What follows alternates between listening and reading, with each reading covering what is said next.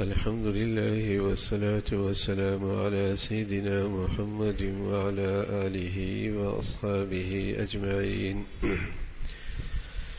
الحمد لله والصلاة والسلام على سيدنا محمد وعلى آله وأصحابه أجمعين. أما بعد فأعوذ بالله من الشيطان الرجيم. بسم الله الرحمن الرحيم.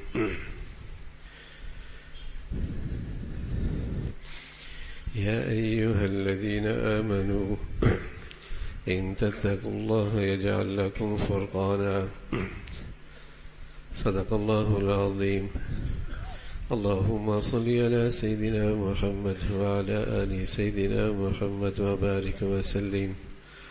اللهم صل على سيدنا محمد النبي الأمي وعلى آله وأصحابه وسلم.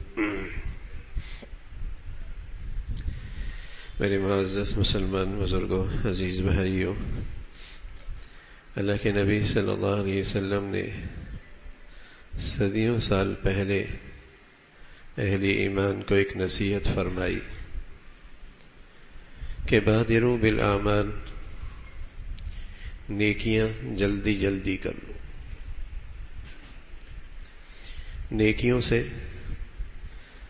دل روشن ہوتا ہے، آدمی باضمیر بنتا ہے. خالص نیکی سے نور نصیب ہوتا ہے.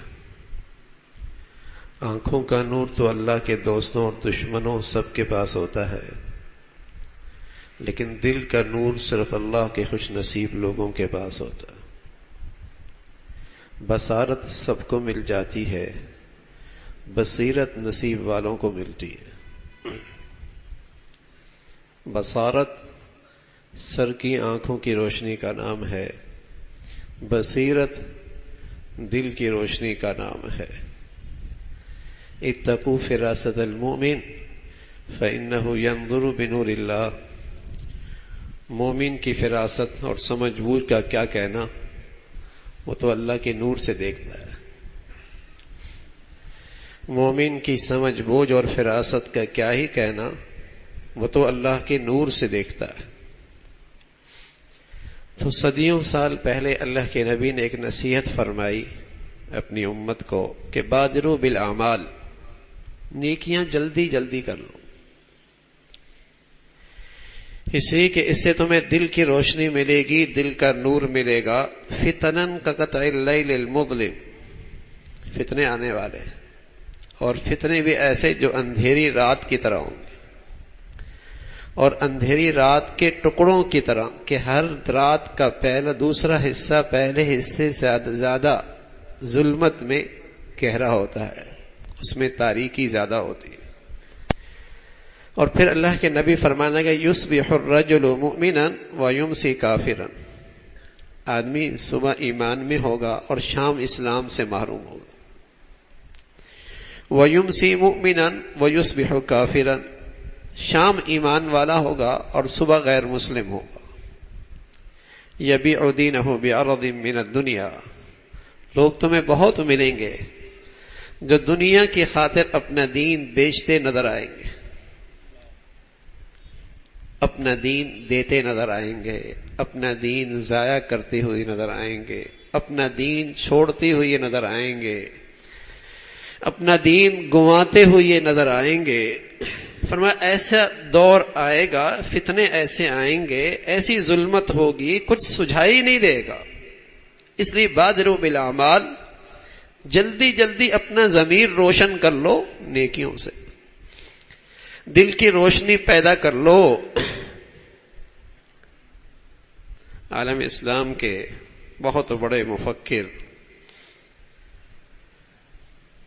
ابو الحسن ندوی رحمۃ اللہ علیہ فرمایا کرتے تھے، مسلمان اتنا روشن ضمیر ہوتا ہے اور صاحب بصیرت ہوتا ہے کہ کوئی باطل بیت اللہ کا پردہ پکڑ کر بھی زاروں قطار رو رہا ہو، بیت اللہ کا پردہ پکڑ کر زاروں قطار رو رہا ہو، ایمان والا اتنا بصیرت ہوتا ہے کہ پہچان جائے کہ یہ سچا نہیں ہے، جھوٹا ہے، یہ حق نہیں ہے، باطل. کہیں دھوکہ نہ کھائے، کہیں دھوکہ نہ کھائے۔ اللہ میاں قرآن میں 3 جگہ پر ایک لفظ استعمال کرتے ہیں، فرقان۔ تبارک الذی نزل الفرقان، قرآن کا ایک نام فرقان ہے۔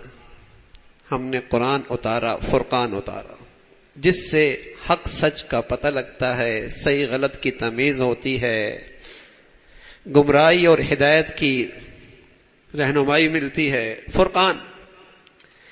اسی طرح دوسرا جگہ استعمال فرمایا قرآن نے، یوم الفرقان یوم التقى الجمعان، جس دن 2 جماعتیں آپس میں ٹکرائیں، غزوہ بدر، اس کو بھی قرآن کہتا ہے فرقان۔ یوم الفرقان یوم التقى الجمعان، اس کو بھی فرقان کہا، اس لیے کہ اس میدان کے اندر بھی کھلے آنکھوں سے اللہ کی مدد اور نصرت نہ اتری، اور پتہ لگا کہ یہ حق والے ہیں، ان کے ساتھ اللہ کی مدد اور نصرت ہے، اور یہ باطل ہیں، حق کے مقابلے میں شکست کھا گئے، اتنی مختصر سی جماعت کے مقابلے میں، اس کو بھی فرقان کا۔ تیسری جگہ جہاں قرآن فرقان کہتا ہے، ان تتقوا اللہ یجعل لکم فرقانا، ان تتقوا اللہ یجعل لکم فرقانا، کہ اگر تمہاری زندگی میں تقوی ہے اور تمہاری زندگی میں نیکی ہے اور خالص ہے، جو گناہوں کی ظلمت سے پاک ہے، تمہاری زندگی میں نیکی ہے اور گناہوں کی ظلمت سے پاک نیکی ہے، یوم الفرق ان تتقوا اللہ یجعل لکم فرقانا، اللہ تمہیں فرقان دے دے گا، وہ نور دے دے گا۔ جیسے قرآن کا نور حق اور باطل کی تمیز کرتا ہے، غزوہ بدر کا فرقان کا دن حق اور باطل کی وضاحت کرتا ہے، تمہیں تقوی کی بدولت اور خالص نیکی کی بدولت اللہ تمہیں بصیرت عطا فرمائیں گے، فرقان دے دیں گے، تم پہچان لو گے کہ یہ باطل ہے، یہ غلط ہے، یہ ناحق ہے، تم گمراہی سے فتنوں کے دور میں محفوظ رہو گے، ورنہ تو بہہ جاؤ گے، تمہاری اولادیں بہہ جائیں گی، تمہاری نسلیں بہہ جائیں گی، پتہ ہی نہیں لگے گا۔ اور ایسا فتنے کا دور ہے، یصبح الرجل مؤمنا ویمسی کافرا، صبح ایمان والا اور شام ایمان سے معروف، شام ایمان کے حالت میں اور صبح اٹھا ایمان کی دولت سے محروم، احساس ہی نہیں ہوگا، ایمان جیسی دولت ضائع کر بیٹھے گا۔ تو آپ علیہ الصلوۃ والسلام نے صدیوں سال اپنی امت کو پہلے نصیحت فرمائی، بادروا بالاعمال، نیکیاں جلدی جلدی کر لو، کل کا پتہ کوئی نہیں، جتنا جلدی ہو سکے نیکیوں کا نور اکٹھا کرو، کام آئے گا فتنے کے دور میں۔ اور آج ابھی گزشتہ چند دنوں سے آپ کی قومی میڈیا، سوشل میڈیا پر ایک عدالتی فیصلہ پاکستان کا، اس نے پوری مسلمان قوم میں ایک اضطراب پیدا کر رکھا ہے، لیکن چونکہ جہالت، ناقفیت عام ہے، خاص طور پہ ہماری نئی نسل کو تو بیچاروں کو پتہ ہی کوئی نہیں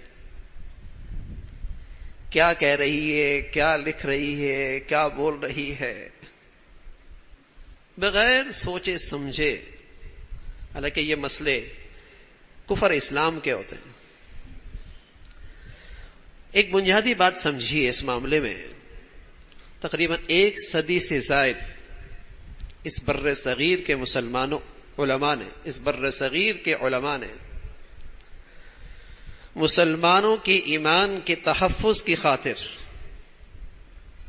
1 صدی سے زائد مسلمانوں کا ایمان بچانے کی خاطر اس بر صغیر میں قادیانی فتنے کے مقابلے میں بڑی قربانیاں دی۔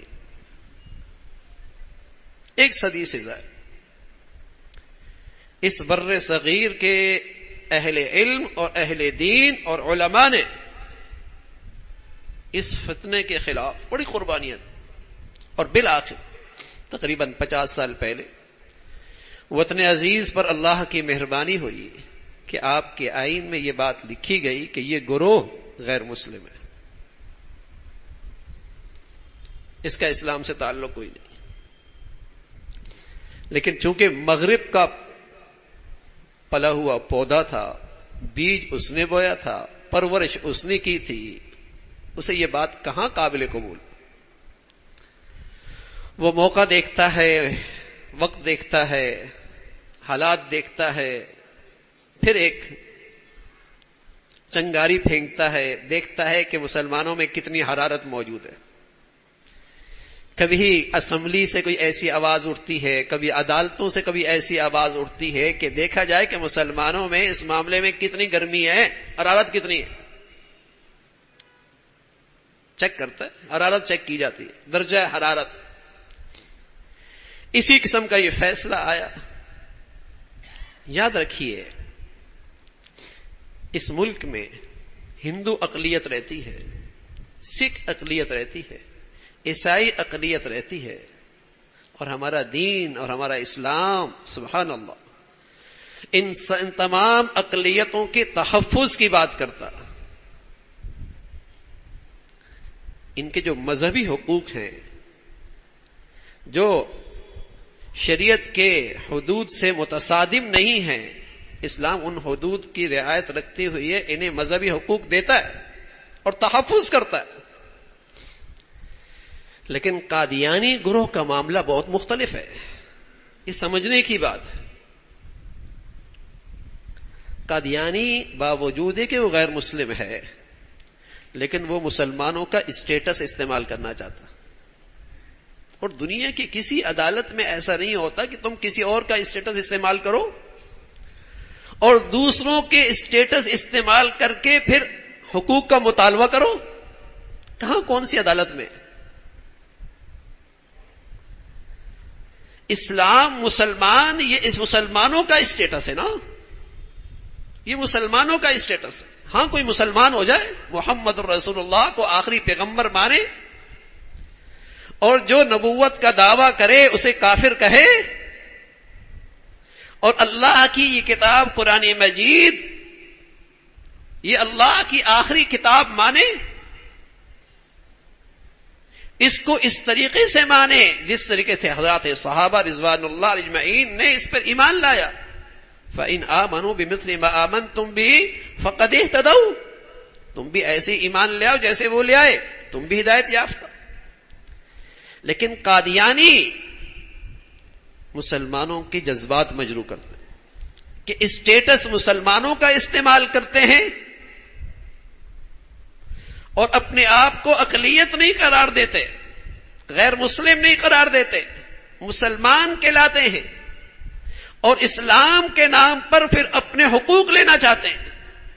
اصل مسئلہ یہ، ورنہ آپ دیکھتے ہیں کہ اہل علم، اہل دین، حضرات علماء نے کبھی ہندوؤں پر انگلی نہیں اٹھائی، عیسائیوں پہ انگلی نہیں اٹھائی، ان کے گرجے گھر موجود ہیں، ان کی عبادت خانے موجود ہیں، ان کے رسم و رواج ہوتے ہیں۔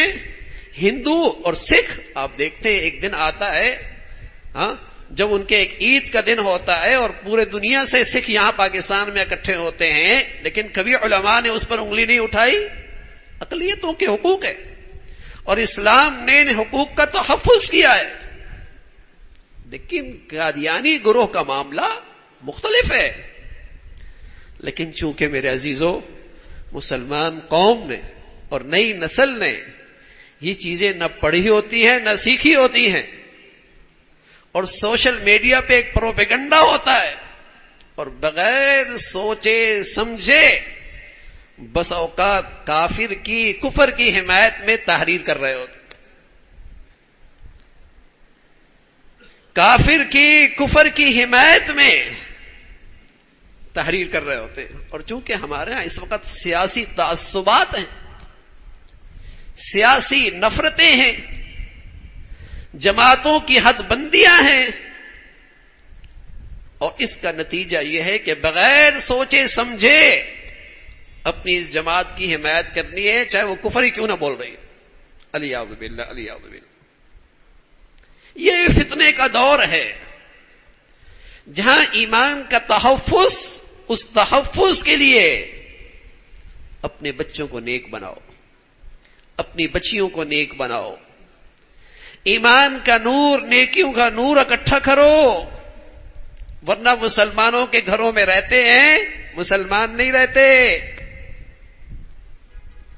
اسلام ایک ہیرے کا نام ہے، ہیرا بہت قیمتی، لیکن چٹک جائے تو قیمت نہیں رہتی، چٹک جائے تو قیمت نہیں رہتی. باطل ہے، گروہ کافر ہے، عقلی غیر مسلم ہے، اور پاکستان کے آئین میں لکھا ہے.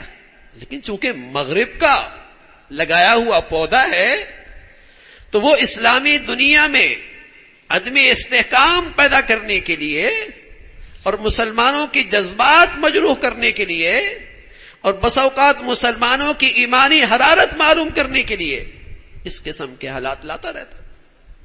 ورنہ ایسی موقع ویسی یہ ملک عدم استحکام کا شکار ہے اور بہت سارے مسائل ہیں، لیکن ایسے موقع پہ ایسے مسائل پہ ہمارے اداروں کو چھیڑنا سوا اس لیے اور کیا غرض ہے کہ اس ملک میں اور انتشار ہو